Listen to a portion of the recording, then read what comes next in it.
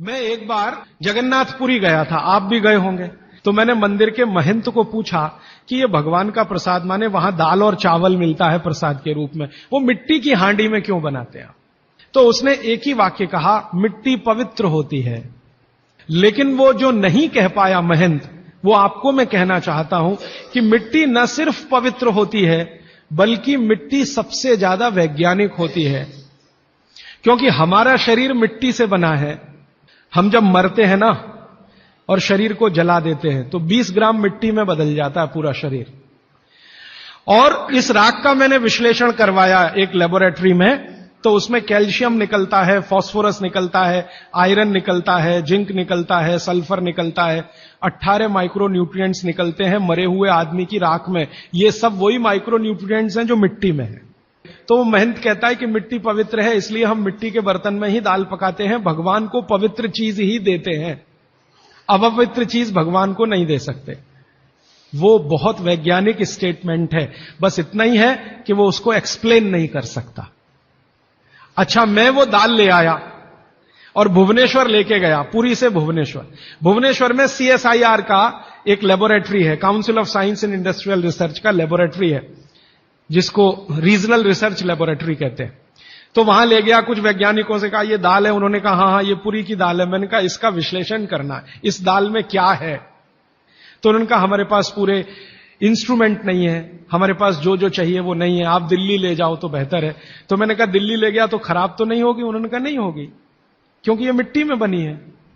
तो पहली बार मुझे समझ में आया मिट्टी में बनी है तो खराब नहीं होगी। तो मैं ले गया दिल्ली तक, सच में ले गया। और भुवनेश्वर से दिल्ली पहुंचने में आप जानते हैं करीब करीब 36 घंटे से ज्यादा लगता है। दिल्ली में दिया, कुछ वैज्ञानिकों ने उस पर काम किया और उनका जो रिजल्ट है, जो रिसर्च है, जो रिपोर्ट है, वो ये है कि इस दाल में एक भी माइक्रो न्यूट्रिएंट कम नहीं हुआ पकाने के बाद भी।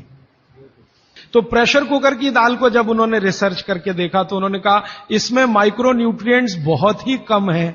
मैं पूछा परसेंटेज वाइज बता दो, तो उन्होंने कहा अगर अरहर की दाल को मिट्टी की हांडी में पकाओ और 100% माइक्रो न्यूट्रिएंट्स हैं, तो कुकर में पकाने में 13% ही बचते हैं, 87% नष्ट हो गए।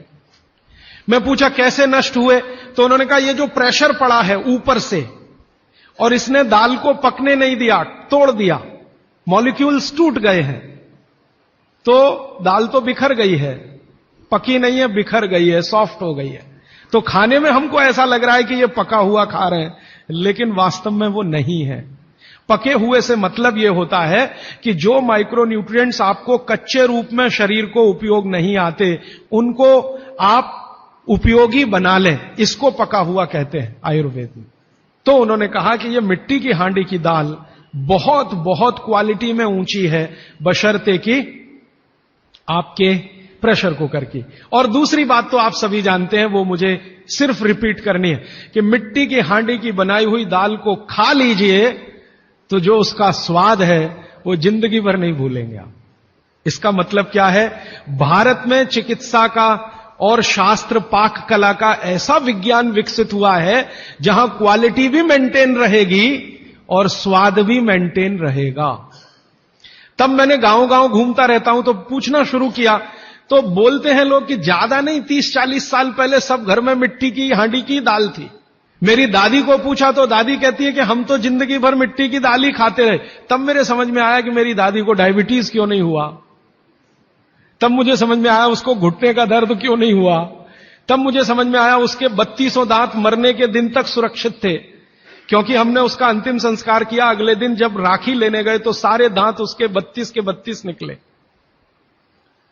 तब मेरे समझ में आया कि 94 साल की उम्र तक मरते समय चश्मा क्यों नहीं लगा उसकी आंखों पे, और जीवन के आखिरी दिन तक अपने कपड़े खुद अपने हाथ से धोते हुए मरी थी। ये कारण है कि शरीर को आवश्यक माइक्रो न्यूट्रिएंट्स की पूर्ति अगर नियमित रूप से होती रहे तो आपका शरीर ज्यादा दिनों तक बिना किसी दूसरे की मदद के काम करता है। तो माइक्रो न्यूट्रिएंट्स पूरा सप्लाई मिला दाल में, जो खाई थी उसने मिट्टी की हांडी में पका पका के। और न सिर्फ दाल पकाती थी वो मिट्टी की हांडी में, बल्कि दूध भी मिट्टी की हांडी में पकाती थी। घी भी मिट्टी की हांडी से ही निकालती थी, दही का मट्ठा भी मिट्टी की हांडी में ही बनता था। अब मेरे समझ में आया कि हजारों साल से मिट्टी के बर्तन क्यों इस देश में आए। हम भी एल्यूमिनियम बना सकते थे। हिंदुस्तान में बॉक्साइट के खजाने भरे पड़े हैं। कर्नाटक बहुत बड़ा भंडार, तमिलनाडु, आंध्र प्रदेश बॉक्साइट के बड़े भंडार हैं। हम भी बना सकते थे, अगर बॉक्साइट है तो एल्यूमिनियम बनाना कोई मुश्किल काम नहीं है, लेकिन हमने नहीं बनाया क्योंकि उसकी जरूरत नहीं थी। इसलिए कुम्हारों की एक पूरी की पूरी जमात इस देश में खड़ी की गई कि तुमको भैया मिट्टी के ही बर्तन बनाने हैं। माने तुमसे बड़ा वैज्ञानिक कौन। अब ये कुम्हार जो इतने बड़े वैज्ञानिक हैं इस देश के, जो मिट्टी के बर्तन बनाकर हजारों साल से दे रहे हैं हमारे स्वास्थ्य की रक्षा करने के लिए, हमने उनको नीची जाति बना दिया। हम कैसे मूर्ख लोग, ये ऊंचा नीचा हमने डाल दिया इस देश में, इसी ने देश का सत्यानाश कर दिया।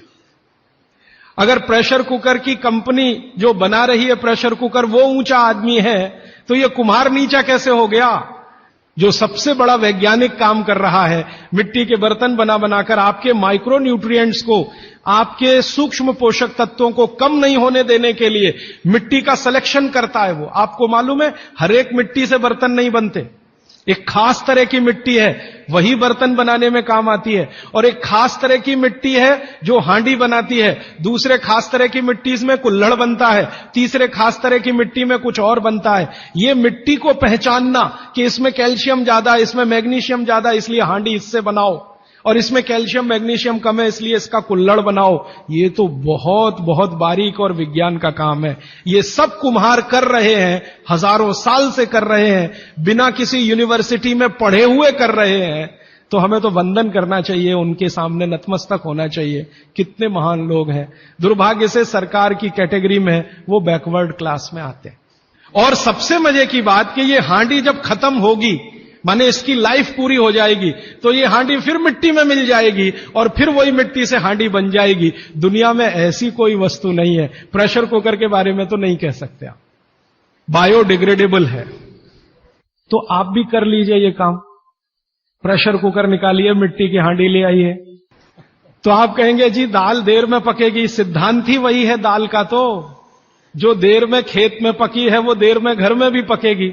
आप कहें जी मिट्टी की हांडी के बाद अगर कोई चीज है, तो हमारे यहां एक मेटल बनता है जिसको आप लोग कहते हैं एलॉय है, कांसा। तीसरा सबसे अच्छा माना जाता है पीतल। अब ये कांसे और पीतल में भी हमने काम कर लिया कि अरहर की दाल को कांसे के बर्तन में पकाएं तो उसके सिर्फ 3% माइक्रो न्यूट्रिएंट कम होते हैं, 97% मेंटेन रहते हैं। पीतल के भगोने में पकाएं तो 7% कम होते हैं, 93% बचे रहते हैं। लेकिन प्रेशर कुकर में बनाएं तो सिर्फ 7% बचते हैं, बाकी खत्म होते हैं। अब आप तय कर लीजिए, आपको लाइफ में क्वालिटी चाहिए तो आपको मिट्टी की हांडी की तरफ ही जाना पड़ेगा। माने भारत की तरफ वापस लौटना पड़ेगा, इंडिया से। अभी हम हैं इंडिया में, जो बनाया अंग्रेजों ने या बना दिया अमरीकियों ने, इस इंडिया से निकल के भारत की यात्रा करनी पड़ेगी। और मैंने पिछले 1-2 वर्षों में ये बातें गांव गांव में कहना शुरू किया है, तो इसका परिणाम पता है क्या, कि कुम्हारों की इज्जत बढ़ गई है गांव में। और मैं मानता हूं कि मेरे व्याख्यान की अगर कोई सार्थकता है तो वो ये कि कुम्हारों की इज्जत इतनी बढ़ जाए कि वो पंडितों के बराबर आ जाएं, क्योंकि वो किसी से नीचे नहीं है, क्योंकि वो किसी से छोटे नहीं है। और मजे की बात कि वो हांडी बना के आपको 20-25 रुपए में ही दे रहे हैं, प्रेशर कुकर तो 250-300 रुपए का है। मैं होम्योपैथी की भी चिकित्सा करता हूं, तो बहुत सारे पेशेंट मुझे फोन करते हैं, राजीव भाई ये। तो मैंने कुछ पेशेंट को खास कर कहा कि देखो भैया, आपको मैं कोई दवा नहीं दूंगा। तो कहने लगे फिर बीमारी कैसे ठीक होगी। मैंने कहा एक ही काम करो, मिट्टी की दाल खाना शुरू करो, मिट्टी की हांडी में रखी हुई दाल खाना शुरू करो। चावल खाना है तो मिट्टी की हांडी का। कहने लगे राजीव भाई कौन करेगा ये सब। मैंने कहा आपकी बीवी करेगी या आप करोगे। अगर जिंदगी चाहिए तो झक मार के आप करोगे, नहीं तो अमेरिका जाओ, कनाडा जाओ, जर्मनी जाओ, लाखों रुपए खर्च करो, फिर भी झक मार के वापस आओ। तो मेरे पास कुछ डायबिटीज के क्रोनिक पेशेंट हैं, बहुत क्रोनिक, जिनका शुगर यूनिट 480 के ऊपर है।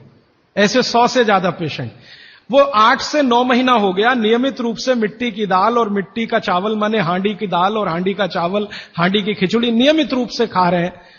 और अब तो उन्होंने मिट्टी का तवा भी ले आया अपने घर में रोटी बनाने के लिए।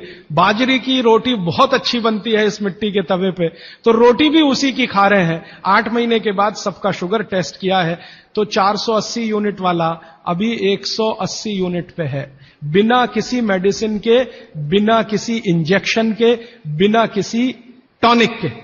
और होम्योपैथी की कोई दवा नहीं दी मैंने उनको।